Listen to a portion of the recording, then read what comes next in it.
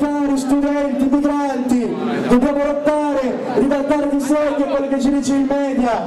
Non è tempo per vittime, la crisi può essere anche un momento di lotta, un momento di conflitto, un momento in cui mettere a nudo il potere. Noi oggi siamo qua a Bologna per dire che durante la giornata vetrina della CGIL, il sindacato che ha svenduto le lotte, il sindacato della trattativa d'Italia, il sindacato che da anni ormai spompiera sulla lotta dei lavoratori.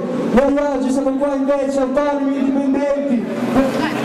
Oggi siamo qua sotto le due torri per ricordare ancora una volta come si è insediato il nuovo sindaco del Bano con una campagna di criminalizzazione verso chi scrive sui muri, verso chi crede che non ci sia un confine, una perimetrazione all'arte, alla comunicazione.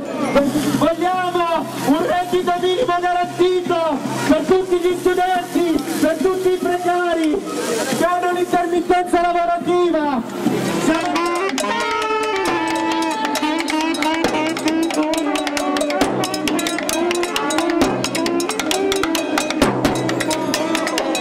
Sono nostri, le banche che in questi anni hanno fatto guadagni.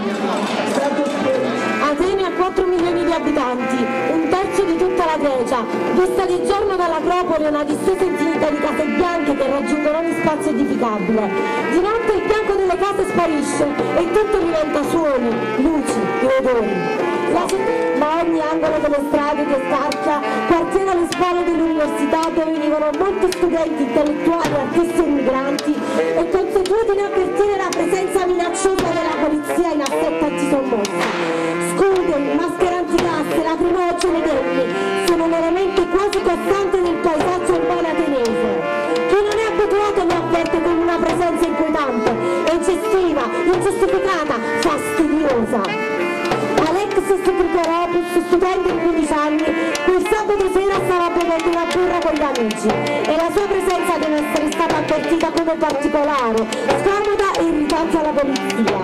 Dalla Guardia Costiera.